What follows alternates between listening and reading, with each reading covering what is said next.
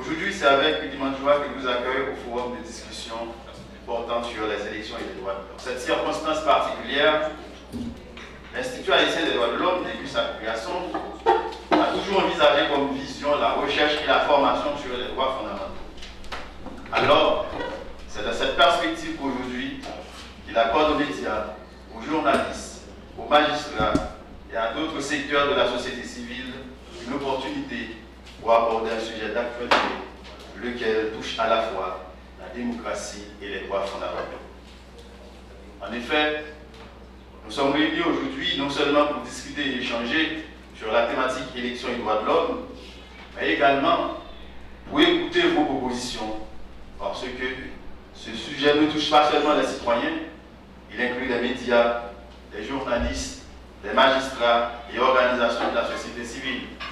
Donc chacun de vous a un rôle à jouer dans la protection de notre démocratie et de nos droits fondamentaux. Les élections et les droits de l'homme sont considérés comme deux piliers dans les sociétés dites démocratiques. Ils permettent aux citoyens d'exprimer leur volonté, de choisir leurs représentants, de participer à la vie politique, mais également de créer des espaces démocratiques pour favoriser l'exercice des libertés publiques, plus précisément pour assurer l'effectivité des droits de l'homme.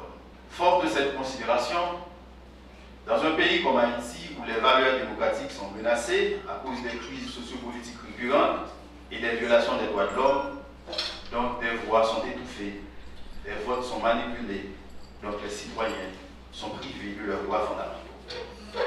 Alors, dans cette circonstance, il est impérieux de réfléchir sur une telle thématique pour rappeler que les élections ne sont pas seulement un choix politique, mais elles sont aussi un mécanisme pour mettre en réserve les droits de l'homme. Je souhaiterais tout d'abord vous remercier pour cette initiative et d'avoir justement laissé associer le Haut Commissariat à l'activité.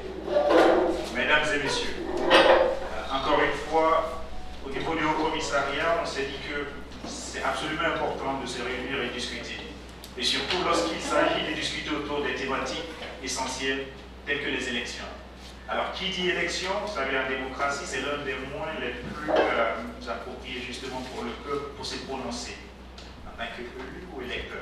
Dans ces contextes ou dans ces processus, les droits de l'homme jouent un rôle crucial, un rôle essentiel, disons la boussole. Alors, nous, on s'est dit, aujourd'hui, on est dans un contexte où il est prévu les élections générales en Haïti. Les élections, à commencer par les présidentielles, les législatives, les municipales. Il est absolument fondamental de voir quelle est la place des droits de l'homme dans ce processus, avant, pendant et après les élections. Et je crois que monsieur le directeur de l'Institut l'a si bien dit, les droits de l'homme ont une place fondamentale. Alors, déjà, le fait de participer ou de prendre part au processus, c'est le droit de participer aux affaires publiques, qui en soit déjà un droit de l'homme à part. Et en plus de cela, qui est un droit qui mérite d'être protégé et respecté, et promu surtout dans le contexte actuel, il y a d'autres droits aussi qui méritent justement d'être pensés. C'est le cas, par exemple, du principe d'égalité de non-discrimination. En plus, nous avons le droit à la liberté d'expression et d'opinion. Nous avons le droit à la liberté de réunion et d'association. Donc, l'ensemble de ces droits trouvent sans doute leur place dans le contexte actuel. Et de plus, on est dans une dynamique où on parle de réforme constitutionnelle. Il y a une dynamique visant justement à repenser les textes encadrant le processus électoral. Et je crois que ce qui est très important à travers cet espace de discussion, à travers vos différents profils, que ce soit les journalistes, les représentants de partis politiques, la société civile, c'est justement le lieu de réfléchir et voir quelle serait la place de ces droits. Est-ce que ce sont des droits qui sont suffisamment pensés aujourd'hui dans le cadre des différentes réformes? Quelle serait notre voie? Quelles seront nos propositions justement dans le contexte actuel? Et je crois que c'est tout l'intérêt de cet atelier. Et moi, je souhaiterais simplement vraiment vous inviter, au nom de notre institution, de voir à travers cet espace de discussion quelle place et quelle serait votre voix, puisque vous êtes aussi la voix des sans-voix.